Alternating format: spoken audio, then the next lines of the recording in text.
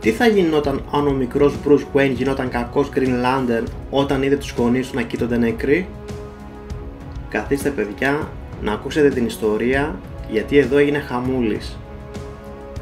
Βρισκόμαστε στην Gotham City της γης -32. Ο νεαρός Bruce Wayne γίνεται αυτόπτης μάρτυρας της δολοφονίας των γονιών του από έναν κακοποιό, αλλά σε αυτό το γεγονός είναι πολύ νευριασμένος. Μάλιστα, λέει πως δεν νιώθει τίποτα, έχει ένα κενό μέσα του και δεν φοβάται καθόλου. Καθώς ο Bruce Wayne σηκώνεται για να κυνηγήσει τον κακοποιό, του εμφανίζεται ένα Green Lantern δαχτυλίδι και του λέει ότι έχει την ικανότητα να ξεπεράσει το μεγάλο του φόβο και τον καλωσορίζει στο σώμα των Green Lanterns. Και εκεί ο νεαρός Bruce γίνεται ένας Green Lantern, βρίσκει τον κακοποιό που σκότωσε τους γονείς του και προσπαθεί να τον σκοτώσει. Αλλά υπάρχει ένα πρόβλημα. Το δαχτυλίδι δεν τον αφήνει να σκοτώσει λέγοντάς του «Σφάλμα. Ο πρώτος νόμος του σώματος των Green Lanterns. Δεν επιτρέπεται η θανάσιμη βία». Τον Bruce όμως δεν τον ένοιαζε και ήθελε να τον σκοτώσει λέγοντας «Δεν με ενδιαφέρει. Κάνε ό,τι σου λέω». Και καθώς προσπαθούσε να κάνει το δαχτυλίδι να σκοτώσει τον κακοποιό, το δαχτυλίδι έλεγε «Σφάλμα. Θέληση δύναμης 100%. Σφάλμα. Θέληση δύναμης 117%. Σφάλμα. Θέληση δύναμης 181%. Μέχρι που η θέληση δύναμής του υπερφορτώνει τη δύναμη του δαχτυλιδιού και το δαχτυλίδι λέει «Ενεργοποίηση θανάσιμης βίας» και σκοτώνει τον δολοφόνο των γονιών του, λιώνοντάς τον ζωντανό.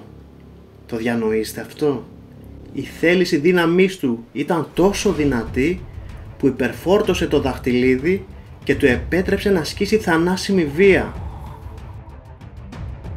Έπειτα προσπαθεί να φέρει πίσω στη ζωή τους γονείς του, αλλά δεν λειτουργεί, καθώς το δαχτυλίδι απλώς ελέγχει τα νεκρά κορμιά τους και είναι λίγο αποτρόπαιδο που τα λέμε. Στην επόμενη σελίδα υποτίθεται ότι έχει περάσει αρκετός καιρός και ο Bruce προστατεύει την Gotham City όχι σαν Batman, αλλά σαν Green Lantern. Το πρόβλημα είναι ότι σκοτώνει τους εχθρούς του λέγοντας την εξής φράση «Σκότωσα χωρίς τύψεις και όρια. Γιατί τους άξιζε να ζήσουν ενώ οι γονείς μου δεν το άξιζαν?» Έπειτα επιτίθεται στον Penguin και τους συνεργούς του. Σκοτώνει πολύ γρήγορα τους συνεργούς του, ενώ το Penguin τον πάει στο διάστημα και τον αφήνει ανάμεσα σε μια βροχή μετεωριτών όπου πεθαίνει βάναυσα. Παιδιά, ελπίζω να καταλάβατε πόσο σκληρός τρόπος είναι αυτός για να πεθάνεις. Εδώ ο Bruce είναι πολύ σκληροπυρηνικός. Αργότερα, όταν ο Jim Gordon ρωτά τον Bruce για τις μεθόδους του στην αντιμετώπιση των εγκληματιών, ο Bruce του απαντά «Σκάσε Gordon, έχεις μια κόρη, σωστά? Λυπηρό, θα πρέπει να μεγαλώσει χωρίς τον πατέρα της μόνη». Και μπουμ! Ο Bruce εξαϊλώνει στην κυριολεξία τον Jim Gordon. Καλά ο τύπος είναι εντελώς αδίστακτος. Δεν καταλαβαίνει τίποτα.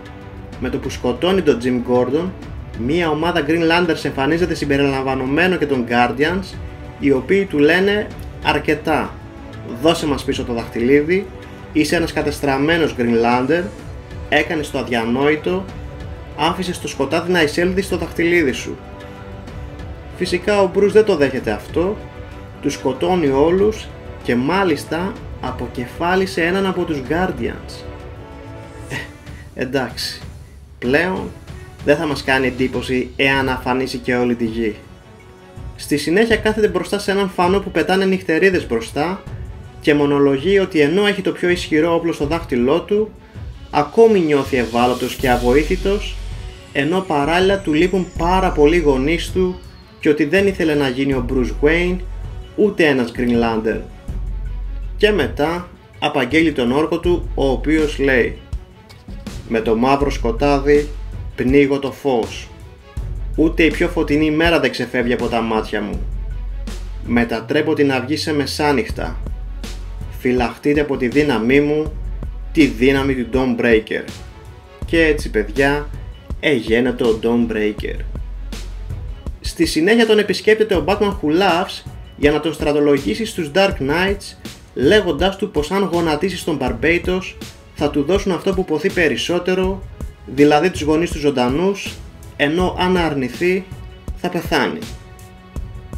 Φυσικά ο Dawn Breaker δέχεται την προσφορά και μεταφέρεται στη γη 0, όπου είναι ο πρώτος κόσμος του πολυσύμπαν, για να φέρει στο σκοτάδι ολόκληρο τον κόσμο. Εκεί έρχεται ο Hal Jordan για να τον αντιμετωπίσει. Ο Dawn Breaker κερδίζει τη μάχη και εκεί που είναι έτοιμος να κατατροπώσει τον εχθρό του, ο Dr. Fate σώζει τελευταία στιγμή τον Hal Jordan, εξαφανίζοντάς τον από εκεί. Ο Hal Jordan φωνάζει να τον γυρίσει πίσω για να σώσει την πόλη του και ο Dr. Fate του απαντάει λέγοντάς του ότι δεν έχει επιλογή εάν θέλει να επιβιώσει το πολυσύμπαν. Ο Dawn Breaker φέρνει τον κόσμο στο σκοτάδι και το τεύχος τελειώνει εκεί. Πώς σας φάνηκε η ιστορία του Dawn Breaker? Εάν σας άρεσε, αφήστε ένα σχόλιο κάτω από το βίντεο για να ξεκινήσει η συζήτηση, κάντε ένα like και πατήστε το κουμπί της εγγραφής. Μην ξεχάσετε να ακολουθήσετε τη σελίδα του καναλιού στο Facebook, γιατί ποστάρω σχεδόν καθημερινά νέα φιγούρων δράσης. Link θα βρείτε στην περιγραφή του βίντεο. Είμαι ο Στάθης και μέχρι την επόμενη παρουσίαση να περνάτε καλά.